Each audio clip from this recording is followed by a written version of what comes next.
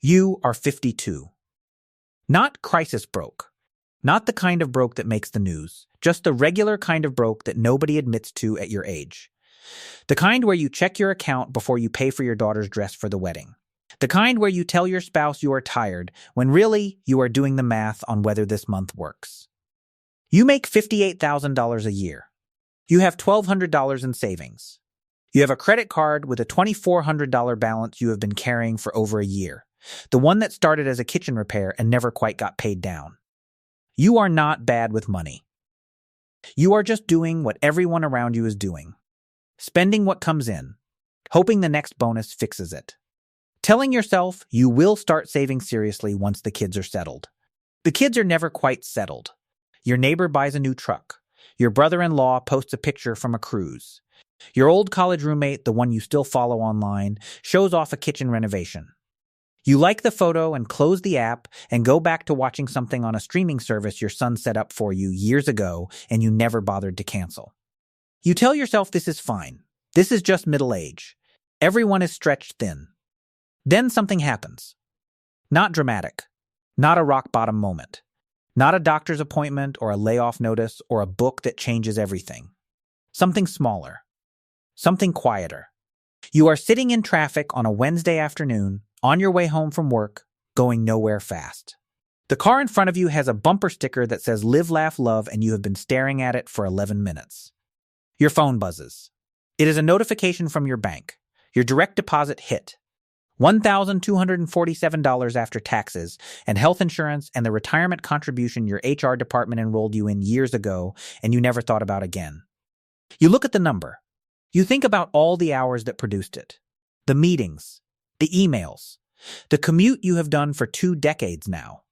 The performance review where your manager said you were a reliable presence and gave you a 2% raise that came out to $40 extra a month before taxes. $40. You sit in traffic and you think about that $40 and about how many years you have left of doing this exact thing. And for the first time in a long time, a question forms in your head that does not have an easy answer. What if the money worked instead of you? You do not act on it immediately. That is not how it works. The question just sits there in the back of your mind behind everything else. Behind the work emails and the family group chat and the weekend plans and the worry about your mother's hip surgery. The question waits. 3 weeks later, you are on your lunch break. You have 17 minutes. You open your phone. You search something you have never searched before. How does passive income actually work at this age? You go down a rabbit hole. You read about dividends. You read about ETFs. You read about compound interest and expense ratios and the difference between growth stocks and income stocks. Most of it goes over your head. Most of it feels like a language spoken by people who started this 20 years before you. But one thing sticks. If you own shares of a company, that company can pay you just for owning it. Not for working, not for showing up, not for surviving another reorganization, just for owning. You read that sentence 3 times. Then you close your phone and finish your sandwich and go back to work and do not think about it again until Sunday morning. But when Sunday morning comes, you think about it for a long time. You are 52. You have $1,200 in savings. You put $800 of it into paying off the credit card because the interest rate is 22%, and no dividend on earth pays 22%. You keep $400 as an emergency buffer. You are starting from zero, later than you would have liked. This is not a setback. This is the actual starting line. You open a brokerage account. It takes 11 minutes. You fund it with the next 2 paychecks. Not all of it, just what you can genuinely afford to put away. $200 a month.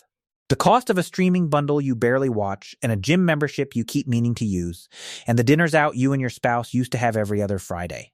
You buy a dividend ETF. Something boring. Something diversified.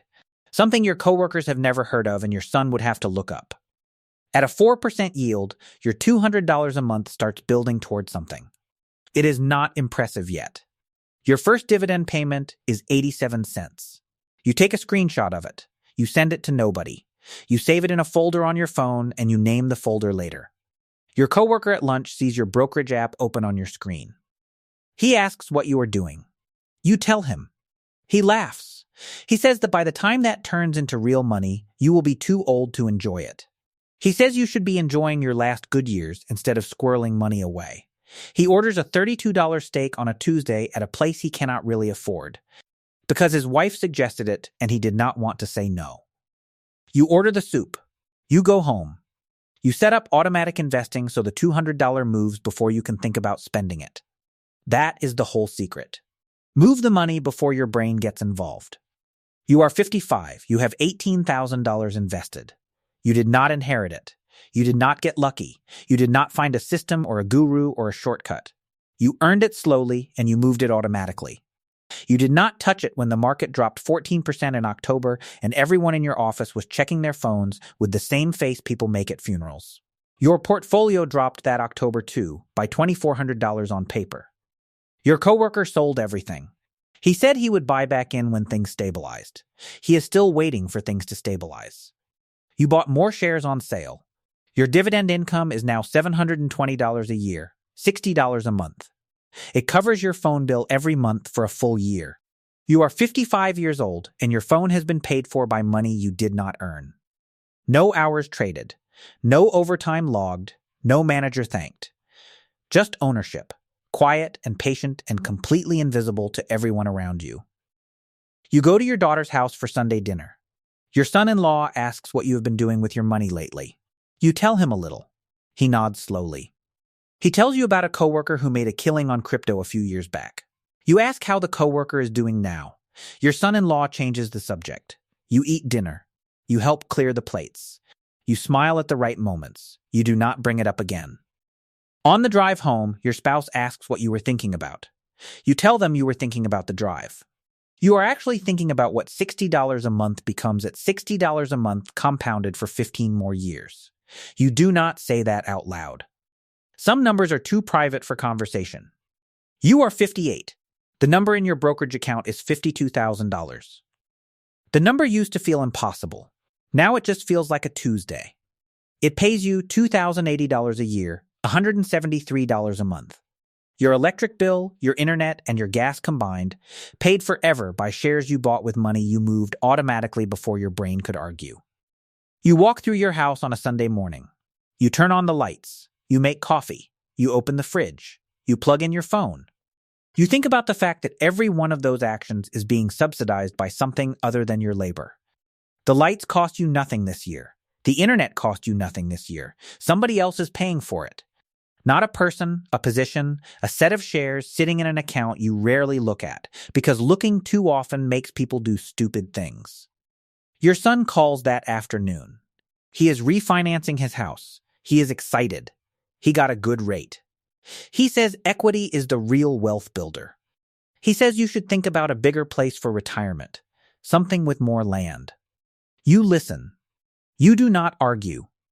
You do not tell him that your $52,000 in dividend stocks requires no roof repairs, no property tax, no hoe fees, no 3 a.m. calls about a broken water heater. You do not tell him that your investment paid you $2,080 last year while he paid $40,700 in interest to the bank that holds his mortgage. You say congratulations. You mean it. His path might be right for him, but you know your path is right for you. Especially now, this close to the end of your working years. You are 61. You have $100,000 invested. 6 figures. The number you and your spouse use to talk about like a far-off destination. The number that always felt like it belonged to other people. It is not a destination. It is a rest stop. It pays you $4,000 a year, $333 a month, a full year of groceries, 12 months of eggs and bread and coffee and the chicken thighs you buy in bulk, because the math is better. All of it covered by money that woke up before you did. You walk through the grocery store on a Saturday and you think about this. Every item in your cart is going in anyway. The shares are covering it. The woman behind you in line is stressed about her total. She keeps putting things back. You watch her put back the good orange juice and replace it with the one from concentrate. You feel something, not superiority, something closer to sadness. You remember doing that years ago, not so long ago. A friend calls you that night. His name is Devin, a guy you have known since your kids were small. He found something, a REIT paying 11% annually. He says the income is incredible, that it would supplement his pension nicely. He says he is putting $20,000 into it. He sends you the ticker. You look it up. The yield is real. The chart is not. The stock has been falling for 3 years. The company has cut its dividend twice. The 11% yield exists because the price has collapsed, not because the company is healthy. This is a yield trap. The income looks attractive because the foundation is crumbling underneath it. You call Devin instead of texting. You explain what you see. He listens politely. He says he has done his research, that at his age he cannot afford to wait around for slow money. He puts the $20,000 in anyway. 4 months later, the dividend gets cut again. The stock drops another 18%. Devin stops bringing it up. You keep your boring ETF. You keep getting your $4,000 a year.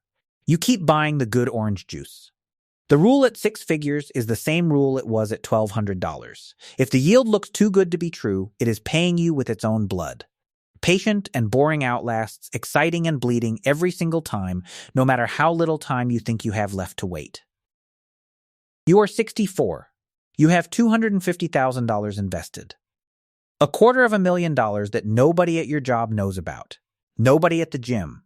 Nobody at the retirement party 2 cubicles over, where everyone clapped politely and someone made the same joke about golf that gets made at every one of these. It pays you $10,000 a year. $833 a month. Your car insurance, your registration, your gas and your oil changes for an entire year. Covered by shares you bought automatically on the 15th of every month for the last 12 years. You drive a 2020 Honda Civic. You bought it used. You paid cash. You have not had a car payment in years. The man in the lane next to you on Tuesday morning is driving something German and brand new, and his jaw is tight in a way that suggests the monthly payment is doing something to him internally, something he is too proud to talk about at his age. You watch him from your Civic. He does not notice you. Your shares noticed you, though. They sent you another deposit last month. They will send another one next month. They do not care about traffic. They do not care about your performance review. They do not take days off, and they do not ask for anything in return. Your mother, well into her 80s now, visits that weekend. She looks around your house. She says it is nice, but asks when you are finally going to fix up the kitchen the way you always talked about. She says you can afford it now. You smile. You tell her you are happy with things as they are. She does not understand that what you have is not located in the square footage of your house. What you have is located in a brokerage account she has never seen and a patience she has never quite understood about you. You make dinner. You eat together. She talks about your cousin who just bought a beautiful house in a suburb you have heard of. You pass the bread. You ask about her garden. You are very calm for someone sitting on $250,000 they never plan to show anyone. You are 67. $500,000. $500,000. The number that changes the texture of your life without changing the appearance of it. It pays you $20,000 a year. $1,666 a month. Your mortgage payment, or close to it, depending on the month. The basic architecture of survival, paid for by money you are not touching. The principal sits, the dividend flows. You spend the dividend. You reinvest part of it. The shares grow. The dividend grows with it. Your boss calls you into his office on a Thursday. He says the company is restructuring ahead of some leadership changes. He says your role may be shifting, that there could be a package involved if it comes to that. He uses the word opportunities twice in 4 minutes, which is always a bad sign, especially for someone your age in that chair. He watches your face for the reaction. You give him a calm one.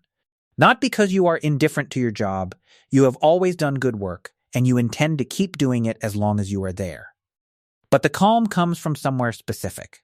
It comes from knowing that if this conversation ended with the word unfortunately, your life would not collapse. Your mortgage is mostly covered. Your groceries are covered. Your car is covered. Not by a severance package. Not by a pension you are not sure will hold up. By ownership. By 15 years of moving money before your brain could spend it. You tell your boss you appreciate the transparency. You ask thoughtful questions. You leave his office the same way you entered it. Nobody in the hallway knows what just happened. Nobody in the hallway knows that you walked into that meeting with a number behind you that made the word restructuring feel like weather instead of catastrophe. You drive home. You eat dinner. You do the dishes. You go to bed at a reasonable hour. That is what $500,000 actually buys you at this stage of life. Not a bigger life, A steadier one. You are 70. $1 million. 7 figures. The number people say out loud with a different voice than they use for other numbers. It pays you $40,000 a year. $3,333 a month. More than the median American household income, flowing into your account every year from money you are not spending and work you are not doing anymore.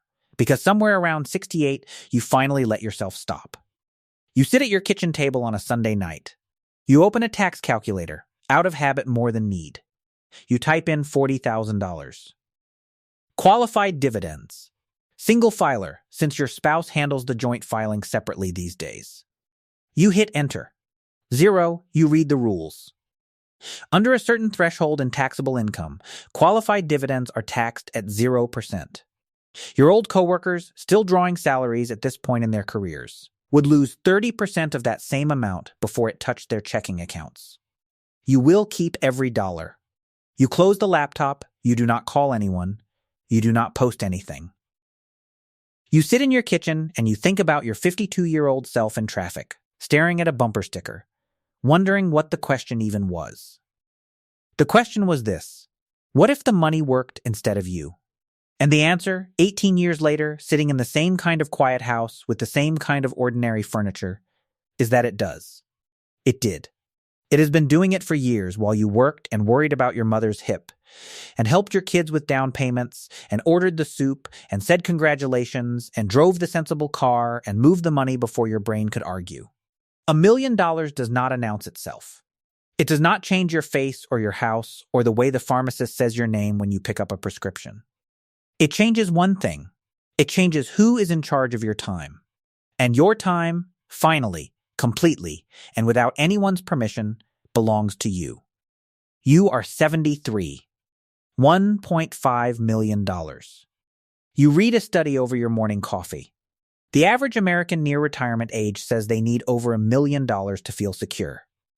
You read the number twice. You already have more, and have for years. The street outside is full of people going somewhere urgent, cars moving fast toward things that need them. You used to be in that current.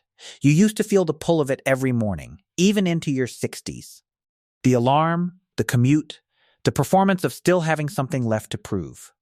You are not in that current anymore. You think back to the last email you ever wrote your old employer, years ago now, professional and warm and grateful. Because you were all three of those things genuinely. You think about closing that laptop for the final time and making a second cup of coffee and sitting back at the window. Outside, the world is still moving fast. Someone is late. Someone is stressed. Someone is checking their account before paying for groceries. You were that person. You remember being that person with a clarity that feels important to hold on to, not as a trophy, but as a compass. You were not smarter than the people still caught in that current. You were not luckier. You were not given anything that was not available to anyone willing to move money before their brain could spend it, and wait long enough for the math to matter, even starting later than you wished you had. You started with $200 a month, and a question you asked yourself in a traffic jam at 52 years old. What if the money worked instead of you? It took one decision held for over 20 years without breaking, through market drops and Sunday dinners and coworkers who laughed and friends who found exciting yields and a boss who said restructuring like it was a word without weight. One decision, never broken. Now the money works, and you own your mornings. Every quiet, unhurried, ordinary one of them.